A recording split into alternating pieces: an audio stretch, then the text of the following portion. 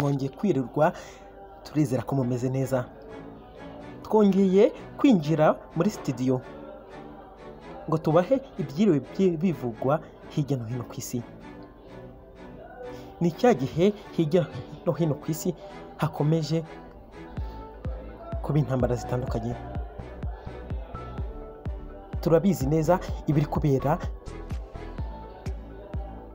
muri Palestina, umutwe witwaje intwaro wa Hamas.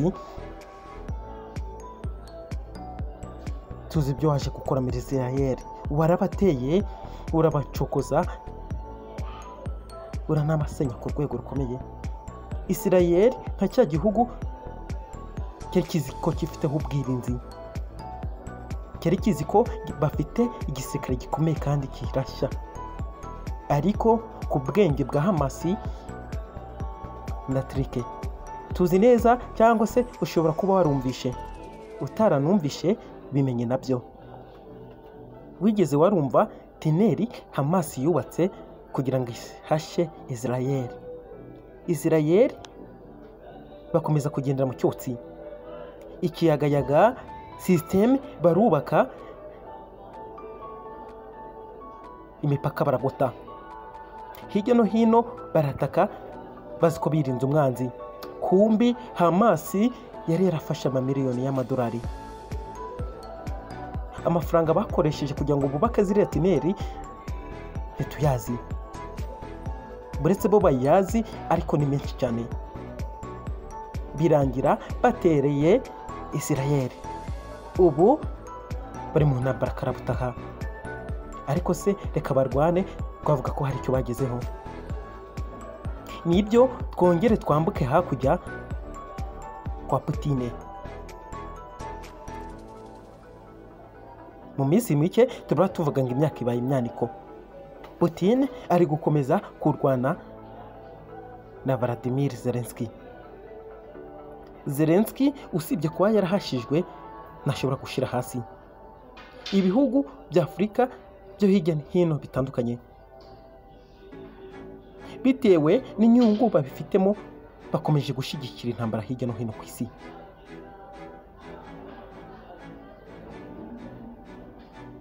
Ari Amerika,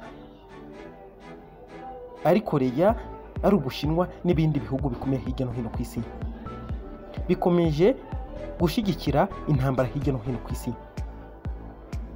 Urugero nk'Ubufaransa, turabuzi intambara nyinshi hirya no hino ku isi. Ubwongereza n'ibindi bihugu bikomeye bitewe n'inyungu bakuramo. Abo badashyize hamwe bakabahana, babahana ni bande? Baba bagendeye kuki kugira ngo babahane? Usibye kuba babahana, ibibazo bimwe na bimwe nibo ba nyirabayazana. Niba dukunda dukande subscribe, tugiye kwigarukira kuri Kongo noneho. Nibyo nababwiraga kuri izi ntambara hirya no hino ku isi zirinda kugera kuri rwego, bitewe nuko ibihugu bikomeye biza bigashoramo yabo.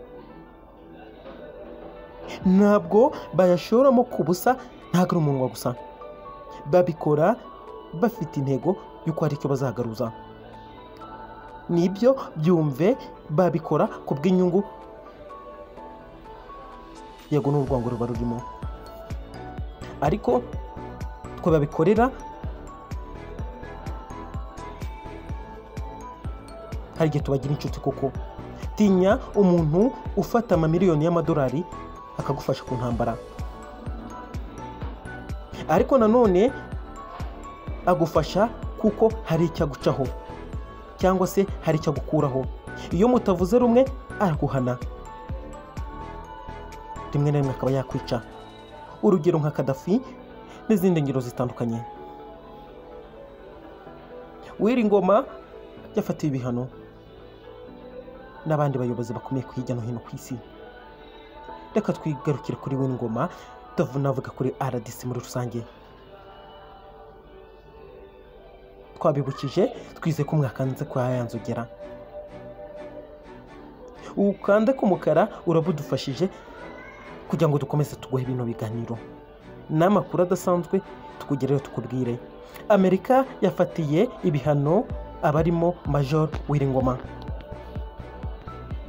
Leta Zunze Ubumwe za Amerika kuwa gatanu zatangaje ko zafatiye ibihano abantu batandukanye bo hirya no hino ku isi, barimo umuvugizi w'igisirikare cy'umutwe wa M23 Major Wiringoma.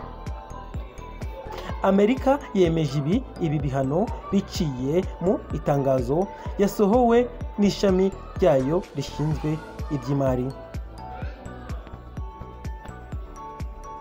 Mu bo Amerika yatangaje ko yafatiye ibihano harimo abanyekongo n'abafite aho bahuriye n'iki gihugu babarirwa muri 4 bashinjwa kugira uruhare mu bikorwa byo guhungabunga ababo ariko bagasenya umutekano no mu bikorwa byo guhungabanya umutekano mu burasirazuba bwa Repubulika Iharanira Demokarasi ya Kongo biciye mu mitwe yitwaje intwaro babereye abayobozi.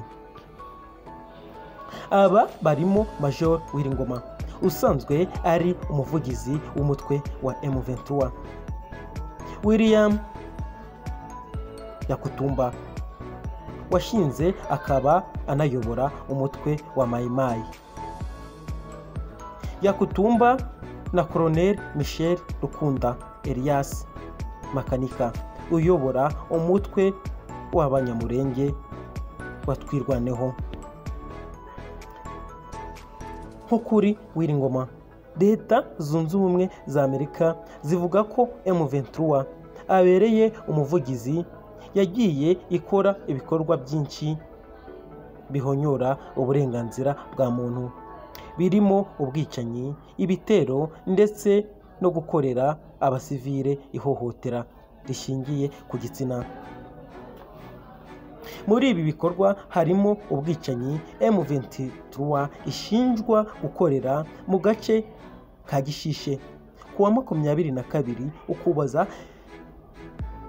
2022. Ni ubwicanyi bivugwa ko bwiciwemo abarenga 100, imitungo y'abaturage irasahurwa, naho abagore n'abakobwa basambanwa ku ngufu. Abandi bahanwe barimo Umunya-Uganda Muhammad Ali Nkarubo usanzwe ari umujyanama mukuru w'umutwe wa ADF ndetse akanaba icyegera cya Musa Baluku uyiyobora, na Ahmed Muhammad Hassan Arian Umunyatanzania nawe uri mu bayobozi bakuru ba ADF.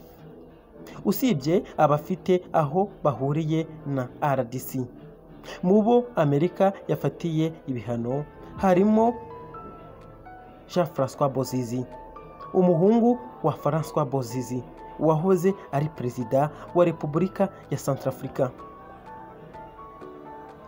Uyu ushinjwa kuba mu mpera za 2021 ubwo muri Centrafrica hari intambara yaragize uruhare mu kugurira imbunda n'amasasu inyeshyamba za SPC zashakaga guhirika ubutegetsi bwa Perezida Faustin Archange Touadera. Bozizi yafatiwe ibihano hamwe na Muhammad Saleh, Umunya Centrafrica ukuriye inyeshyamba za CPC zishinjwa gukoresha abana mu bikorwa byazo ndetse no gufata ku ngufu abagore n'abakobwa. Urutonde rwabo Amerika yafatiye ibihano ruriho kandi Johnson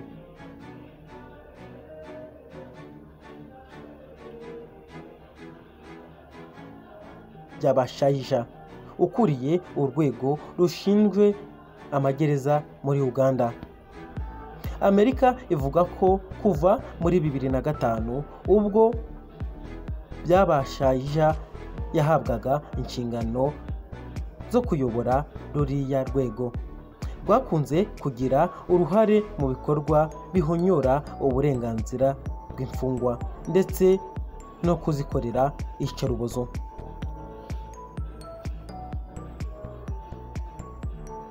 Ashinjwa by'umwihariko kwibasira imfungwa zikekwaho kuryamana n'abo bahuje ibitsina.